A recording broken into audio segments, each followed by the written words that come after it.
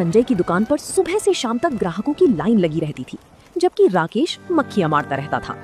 राकेश बहुत सीधा इंसान था, लेकिन घर चलाने की चिंता उसे हमेशा सताती थी। अरे राकेश भाई, आज बोहनी हुई कि नहीं, या सिर्फ हवा खा रहे हो? देखो, मेरी दुकान में तो पैर रखने की जगह नहीं है। संजय भाई, किस्मत की बात है, तुम्हारी दुकान अच्छी चल रही है, भगवान तुम्हें और बरकत दे। हमारी तो बस दाल रोटी चल जाए वही बहुत है। अरे भाई, सिर्फ किस्मत नहीं, दिमाग की बात होती है। ग्राहक को कैसे फंसाना है, ये कला हर किसी के पास नहीं होती। अब तुम्हारी दुकान को ही देख लो, सारा सामान धूल खा रहा है। सामान तो सब अच्छा है संजय भाई, बस ग्राहक मेरी दुकान की तरफ मुड़ता ही नहीं, समझ नहीं आता क्या करूं। तभी राकेश की दुकान पर गांव के सरपंच जी आए, लेकिन वो राकेश की दुकान के आगे खड़े होकर संजय को आवाज देने लगे। संजय, जरा 2 किलो चीनी और 1 पैकेट चाय पत्ती देना भाई, जल्दी करना, घर पर मेहमान आए हैं। आइए आइए सरपंच जी, अभी देता हूँ। आपके लिए तो बिल्कुल ताज़ा और बढ़िया माल रखा है। राकेश ये सब देख रहा था, उसे बुरा तो लग रहा था, लेकिन वो कुछ बोल नहीं पा रहा था। जब सरपंच चले गए तो राकेश ने अपनी दुकान का शटर गिराने का फैसला किया। आज फिर खाली हाथ घर जाना पड़ेगा, घर में राशन के पैसे भी खत्म होने को आए हैं। हे भगवान, कोई तो रास्ता दिखा। राकेश दुकान बढ़ाकर अपने घर की तरफ चल दिया। रास्ते में ठंडी हवाएं चल रही थीं और बारिश की बूंदें गिरने लगी थीं। राकेश को खाना बनाने का बहुत शौक था और उसके हाथ में जादू था। वो जब भी घर पर कुछ बनाता, महक पूरे मोहल्ले में फैल जाती थी। लेकिन इस हुनर से पैसे कैसे कमाए जाएं, ये उसे नहीं पता था। घर पहुंचकर राकेश ने अपनी साइकिल खड़ी की। उसकी पत्नी सुधा दरवाजे पर ही खड़ी उसका इंतजार कर रही थी। आज बड़ी जल्दी आ गए जी, चेहरा इतना उतरा हुआ क्यों है? सब ठीक तो है ना? क्या ठीक रहेगा सुधा, आज पूरे दिन में सिर्फ 50 रुपए की बिक्री हुई है। संजय की दुकान पर पैर रखने की जगह नहीं थी और मेरी दुकान पर सन्नाटा पसरा हुआ था। आप हिम्मत मत हारिए, भगवान ने एक रास्ता बंद किया है तो दूसरा जरूर खोलेगा। आप हाथ मुंह धो लीजिए, मैं आपके लिए गर्मा गर्म चाय लाती हूँ। राकेश चारपाई पर बैठ गया और बाहर होती बारिश को देखने लगा। उसकी किस्मत भी इस धुंधली बारिश जैसी ही लग रही थी, जहाँ आगे का कुछ साफ दिखाई नहीं दे रहा था। बाहर बारिश तेज हो चुकी थी। मिट्टी की सौंधी खुशबू के बीच राकेश रसोई में चला गया। उदास मन को हल्का करने के लिए उसने खुद ही चाय और आलू के चटपटे पकौड़े बनाने शुरू कर दिए। जब पकौड़ों की खुशबू बाहर तक गई तो सुधा मुस्कुराती हुई रसोई में आई। वाह जी वाह, आपके हाथ के इस स्वाद का तो कोई मुकाबला ही नहीं है। गांव का बड़े से बड़ा हलवाई भी आपके आगे फेल है। अरे सुधा, इस स्वाद का क्या करूं? पेट भरने के लिए तो राशन की दुकान चलनी जरूरी है ना। लोग तारीफ तो बहुत करते हैं, लेकिन इससे घर का खर्च नहीं चलता। एक बात कहूँ जी, गुस्सा तो नहीं करोगे? अरे कहो सुधा, इस मुश्किल वक्त में गुस्सा कैसा? जो मन में है साफ साफ कहो। देखिए, बाहर कितनी तेज बारिश हो रही है। इस मौसम में हर किसी का मन कुछ गर्मा गर्म और चटपटा खाने का करता है। अपनी दुकान में वैसे भी राशन का सामान कम ही बिक रहा है, क्यों ना हम दुकान के आगे एक छोटा सा स्टॉल लगा लें? स्टॉल? पर किस चीज का स्टॉल सुधा? हलवाई का काम तो मुझे नहीं आता और उसमें तामझाम भी बहुत है। अरे हलवाई का काम कौन कह रहा है? अपनी दुकान में मैगी के इतने सारे पैकेट पड़े हैं जो बिक नहीं रहे हैं। आप उन मैगी के पैकेट्स को निकालिए और अपनी खास मसालों वाली चटपटी मैगी बनाकर बेचना शुरू कीजिए। मुझे पक्का यकीन है आपकी मैगी का स्वाद सबको दीवाना बना देगा। मैगी? गांव के लोग मैगी खाएंगे क्या सुधा? अरे जी, आजकल के लड़के लड़कियां और शहर से आने जाने वाले लोग मैगी बहुत चाव से खाते हैं, और फिर जब आप उसमें अपने हाथ का जादू मिलाओगे तो कोई मना नहीं कर पाएगा। मैं घर के मसाले कूट कर दे दूंगी, आप बस अपनी कला दिखाना। कोशिश करने में क्या हर्ज है? ठीक है सुधा, कल सुबह मैं दुकान पर थोड़ा जल्दी जाऊंगा। एक बड़ा स्टोव और कढ़ाई का इंतजाम करता हूँ। देखते हैं ये बारिश हमारी किस्मत बदलती है या नहीं। अगली सुबह आसमान में घने काले बादल छाए हुए थे और रिमझिम बारिश शुरू हो चुकी थी। राकेश सुबह सुबह ही अपनी दुकान पर पहुंच गया था। वो अपने साथ घर से एक बड़ा स्टोव, कढ़ाई, कुछ कटी हुई सब्जियां और सुधा के हाथ के पिसे हुए खास मसाले लेकर आया था। उसने अपनी राशन की दुकान के ठीक आगे एक बड़ा छाता लगाया और उसके नीचे स्टोव सेट कर दिया। सामने की दुकान पर संजय अपनी गद्दी पर बैठा राकेश को देख रहा था। राकेश को बर्तन चमकाते देख संजय से रहा नहीं गया और वो हंसती हुई सड़क पार करके राकेश के पास आ गया। अरे राकेश भाई, ये सुबह सुबह क्या तमाशा लगा है? राशन की दुकान बंद करके क्या अब चाय पकोड़े का ठेला खोलने का इरादा है? नहीं संजय भाई, तमाशा नहीं है। दुकान में मैगी के पैकेट काफी समय से रखे थे, सोचा इस रिमझिम बारिश में लोगों को गर्मा गर्म चटपटी मैगी बनाकर खिलाई जाए। मैगी? अरे भाई ये गांव है, यहाँ लोग सुबह सुबह भरपेट रोटी सब्जी खाते हैं। ये 2 मिनट वाली मैगी शहर के चोचले हैं, यहाँ कोई फूटी कौड़ी नहीं देगा। पैसे और समय दोनों बर्बाद कर रहे हो। कोई बात नहीं संजय भाई, कोशिश करने में क्या बुराई है। बैठो, तुम्हारे लिए एक प्लेट बनाऊं? ना बाबा ना, तुम अपनी मैगी खुद ही खाओ और खुद ही खुश रहो। संजय हंसता हुआ अपनी दुकान पर लौट गया। तभी तेज बारिश शुरू हो गई। बस स्टैंड से भीगते हुए 2 राहगीर राकेश की दुकान के शेड के नीचे आकर खड़े हो गए। दोनों ठंड से कांप रहे थे। राकेश ने मौका देखा और कढ़ाई में मक्खन, प्याज और हरी मिर्च डाल दी। जैसे ही सुधा के खास मसाले कढ़ाई में पड़े, उसकी महक पूरी सड़क पर फैल गई। भाई साहब, ये किस चीज की महक है? बड़ी लाजवाब खुशबू आ रही है।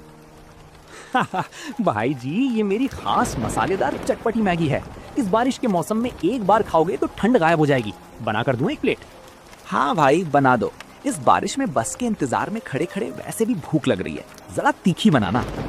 बस 2 मिनट भाई साहब, ऐसी मैगी खिलाऊंगा कि स्वाद भूल नहीं पाओगे।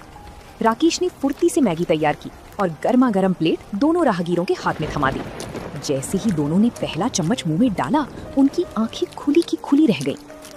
वाह भाई साहब वाह, ऐसी मैगी तो मैंने शहर के बड़े से बड़े होटल में भी नहीं खाई। इसमें जो मसालों का तालमेल है वो तो कमाल है। सच में भाई, उंगलियां चाटने का मन कर रहा है। एक काम करो, हमारे लिए एक एक प्लेट और बांध दो।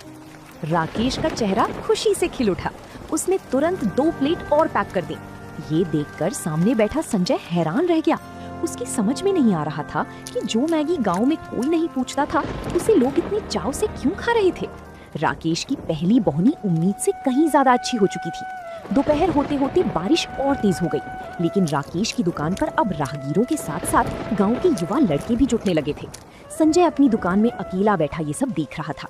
उसकी राशन की दुकान पर आज गिने चुने लोग ही आए थे, क्योंकि सबका ध्यान तो राकेश की चटपटी मैगी पर था। संजय के दिल में जलन की आग सुलगने लगी थी। तभी गांव के रामू काका छाता तानकर संजय की दुकान पर आए। आइए रामू काका, कहिए क्या सामान निकालूं? आज तो बढ़िया बासमती चावल भी आया है। अरे नहीं संजय, सामान तो घर में है। मैं तो बस ये देखने आया था कि राकेश की दुकान पर इतनी भीड़ क्यों है, वहाँ क्या बिक रहा है? अरे काका कुछ नहीं, वो 2 मिनट वाली नूडल्स बेच रहा है। पता नहीं लोगों की अकल कहाँ घास चरने गई है जो इसे खाने के लिए लाइन लगा के खड़े। अच्छा, खुशबू तो बड़ी अच्छी आ रही है भाई। जरा मैं भी चक्कर आता हूँ, देखूं तो सही राकेश ने क्या नया हुनर सीखा है। ये कहकर रामू काका संजय की दुकान से उठकर राकेश के पास चले गए। संजय गुस्से में लाल पीला हो गया। इस राकेश की इतनी हिम्मत! कल तक मेरी दुकान के आगे हाथ जोड़कर खड़ा रहता था और आज इसके पास पैर रखने की जगह नहीं है। गांव का हर बड़ा छोटा आदमी इसकी मैगी का दीवाना हुआ जा रहा है। मुझे कुछ तो करना पड़ेगा, वरना ये मेरी बची कुची गाहकी भी खा जाएगा। शाम को जब राकेश दुकान बढ़ाकर घर पहुंचा तो उसका चेहरा खुशी से चमक रहा था। उसने जेब से नोटों की गड्डी निकाली और सुधा के हाथ में रख दी। सुधा, तुम्हारा आइडिया तो बिल्कुल तीर की तरह निशाने पर लगा। आज मैगी के सारे पैकेट बिक गए और मुझे राशन की दुकान से महीने भर में जितनी कमाई नहीं होती थी, उतनी आज एक दिन में हो गई। मैंने कहा था ना जी, आपके हाथ के स्वाद की कदर एक दिन जरूर होगी। ये तो बस शुरुआत है। हाँ सुधा, लेकिन सामने संजय का चेहरा देखने लायक था। वो गुस्से में मुझे ऐसे देख रहा था जैसे मैं उसकी जमीन हड़प रहा हूँ। मुझे लगता है वो चुप नहीं बैठेगा। आप उसकी फिक्र मत कीजिए, आप ईमानदारी से अपना काम करिए। स्वाद आपके हाथ में है, किसी की जलन से आपका स्वाद कोई नहीं छीन सकता। लेकिन राकेश का डर सही था। उधर संजय अपने घर पर बैठा एक बड़ी योजना बना रहा था। अगली सुबह जब बारिश थोड़ी थमी तो संजय सीधे शहर के बड़े थोक बाजार के लिए रवाना हो गया। उसके दिमाग में रात भर यही बात घूम रही थी कि अगर राकेश मैगी बेचकर अमीर बन सकता है तो वो क्यों नहीं। उसने शहर से 5 बड़े डिब्बे मैगी, बढ़िया किस्म का मक्खन और तरह तरह के महंगे सॉस खरीदे। उसने मन ही मन सोच लिया था कि वो राकेश से बड़ी और आधुनिक दुकान लगाएगा। दोपहर तक संजय गांव वापस आ गया। उसने अपनी दुकान के बाहर एक चमचमाती हुई नई स्टील की टेबल लगवाई, एक बड़ा गैस चूल्हा रखवाया और एक बड़ा सा बोर्ड टांग दिया जिस पर लिखा था संजय मैगी पॉइंट। राकेश अपनी दुकान के आगे कढ़ाई चढ़ा रहा था। उसने जब संजय की ये नई तैयारी देखी तो हैरान रह गया। अरे संजय भाई, ये तो बहुत बढ़िया बात है। तुमने तो बहुत बड़ा स्टॉल लगा लिया, बधाई हो तुम्हें। बधाई अपने पास रखो राकेश भाई। अब तुम्हारी वो साधारण सी मैगी का खेल खत्म होने वाला है। देखो, मैं शहर से असली मक्खन और विदेशी सॉस लेकर आया हूँ। अब गांव वाले तुम्हारी वो सूखी मैगी छोड़कर मेरी वीआईपी मैगी खाएंगे। संजय भाई, बाजार बहुत बड़ा है, ग्राहक किसी एक का नहीं होता। तुम भी कमाओ, हम भी कमाएंगे, भगवान सबको बरकत दे। बरकत तो अब सिर्फ मेरी दुकान पर होगी। अभी देखना, जैसे ही मैं चूल्हा जलाऊंगा तुम्हारी दुकान के सारे ग्राहक दौड़कर इधर आ जाएंगे। पैसे के आगे तुम्हारा वो देसी जुगाड़ टिक नहीं पाएगा। संजय ने तुरंत अपने नौकर को आवाज दी और जोर जोर से बर्तन खड़काने लगा ताकि पूरे बाजार का ध्यान उसकी तरफ आ जाए। बाजार में आने जाने वाले लोग संजय की इस नई और बड़ी दुकान को देखकर रुकने लगे। गांव के मुखिया जी के भाई महेंद्र सिंह भी वहां से गुजर रहे थे। अरे संजय, ये क्या नया काम शुरू कर दिया? राशन का धंधा मंदा हो गया क्या? आइए महेंद्र भैया, राशन तो चल ही रहा है, लेकिन अब गांव वालों को शहर का असली स्वाद चखाने के लिए ये स्पेशल स्टॉल खोला है। बैठिए, आपके लिए शहर के खास मसालों वाली मैगी बनाता हूँ। संजय ने महेंद्र सिंह को बिठाया और पूरी ताकत से मैगी बनाने में जुट गया। आसमान में फिर से काले बादल घिर आए और रिमझिम बारिश होने लगी। संजय की दुकान पर 4-5 लोग इकट्ठा हो गए थे जो ये देखने आए थे कि शहर वाले मसालों का स्वाद कैसा होता है। संजय ने कढ़ाई में सब्जियां, नूडल्स और वो सारी सॉस डाल दिए जो वो शहर से लाया था। उसने मैगी को दिखने में तो बहुत खूबसूरत बना दिया, लेकिन उसे खाना बनाने का कोई तजुर्बा नहीं था।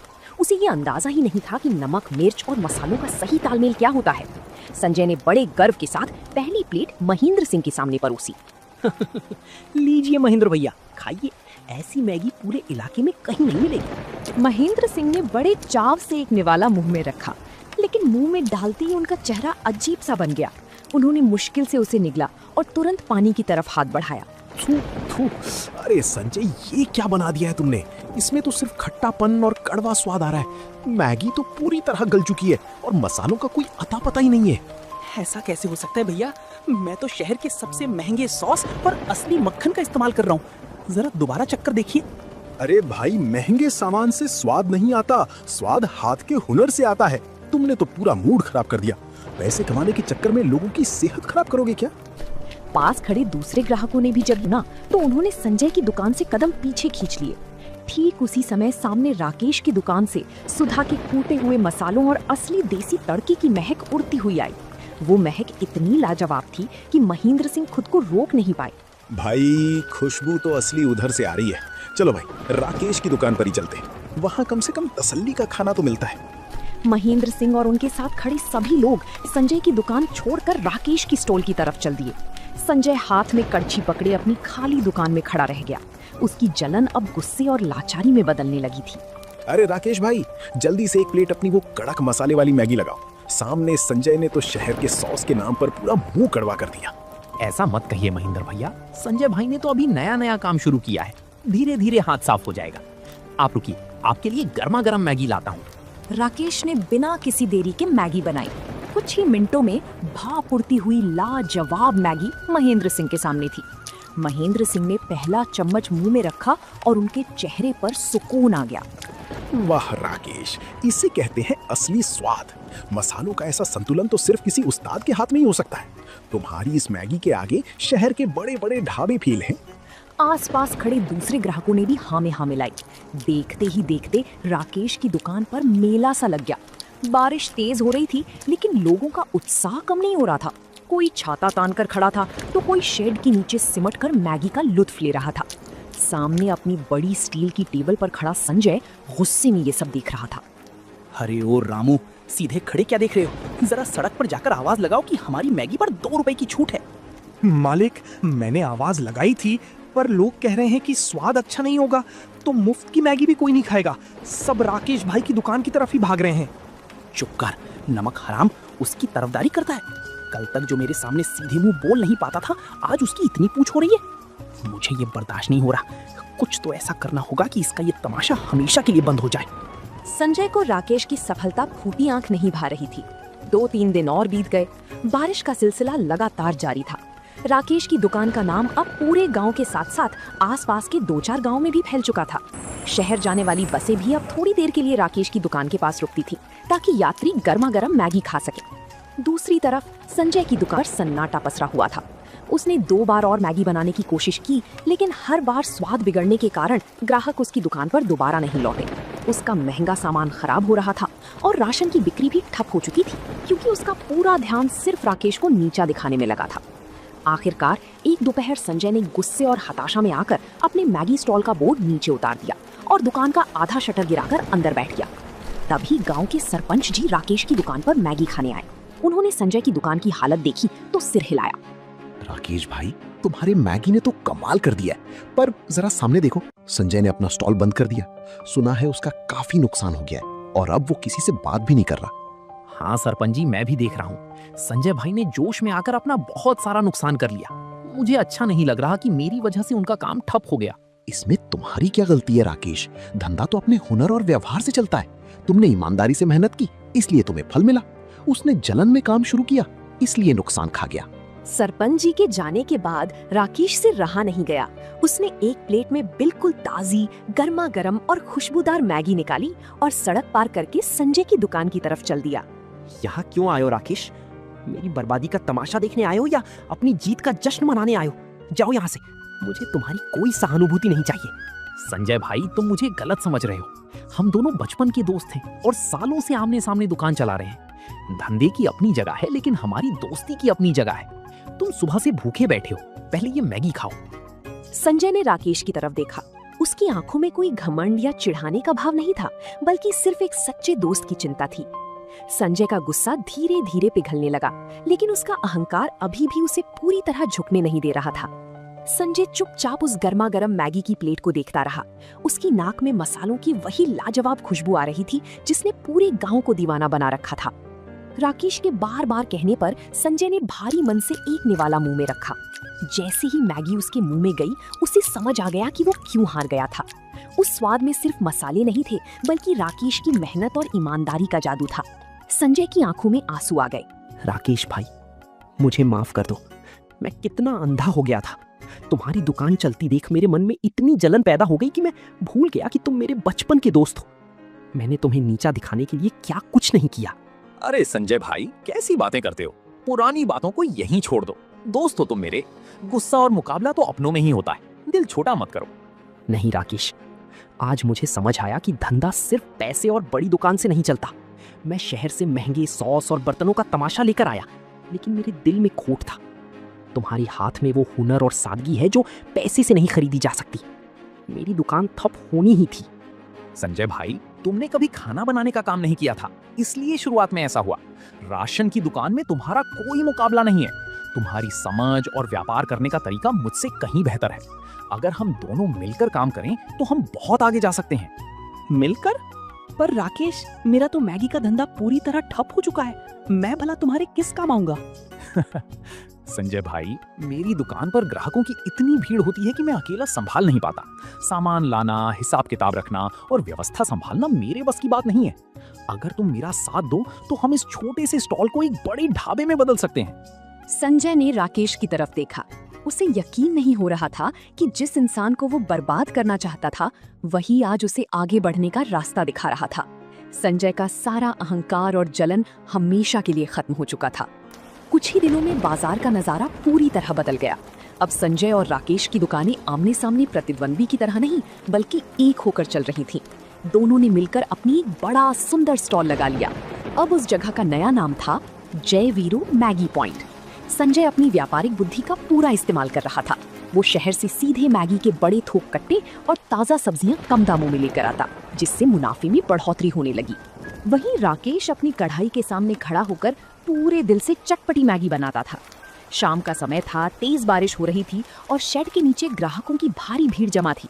संजय काउंटर पर बैठकर फटाफट टोकन काट रहा था और ग्राहकों से हंसकर बात कर रहा था। आइए प्रधान जी, बैठिए बैठिए। आपके लिए स्पेशल मसाले वाली मैगी तैयार हो रही है। आज राकेश भाई ने मसालों में कुछ नया तड़का लगाया है। अरे संजय भाई, जब से तुम दोनों साथ आए हो, दुकान की रौनक ही बदल गई है। अब ना तो भीड़ में इंतजार करना पड़ता है और स्वाद तो पहले से भी लाजवाब हो गया है। ये सब राकेश भाई के हाथ का जादू है प्रधान जी। मैं तो बस व्यवस्था संभाल रहा हूँ। रात को जब दुकान बंद हुई तो दोनों दोस्त काउंटर पर बैठकर हिसाब करने लगे। आज की कमाई पिछले सारे रिकॉर्ड तोड़ चुकी थी। संजय ने पैसे गिनकर 2 बराबर हिस्सों में बांटे। राकेश भाई, आज मुझे समझ आया कि जब दो दोस्त जलने की बजाय एक दूसरे का हाथ थाम लेते हैं तो तरक्की 2 गुनी रफ्तार से होती है। तुमने मुझे डूबने से बचा लिया। संजय भाई, तरक्की तो इस बारिश और तुम्हारी समझदारी की वजह से हुई है। अकेले तो मैं सिर्फ कढ़ाई हिलाता रह जाता। तुमने इसे असली व्यापार बनाया है। गांव की वो छोटी सी दुकान अब केवल चटपटी मैगी का केंद्र नहीं थी, बल्कि वो दो दोस्तों की अटूट एकता और मेहनत की एक जीती जागती मिसाल बन चुकी थी, जिसका स्वाद पूरे इलाके के लोग कभी नहीं भूल सकते थे। तो दोस्तों, आप लोगों को ये कहानी कैसी लगी कमेंट करके जरूर बताएं, और ऐसी कहानियों को देखने के लिए वीडियो को लाइक करें और चैनल को सब्सक्राइब करें।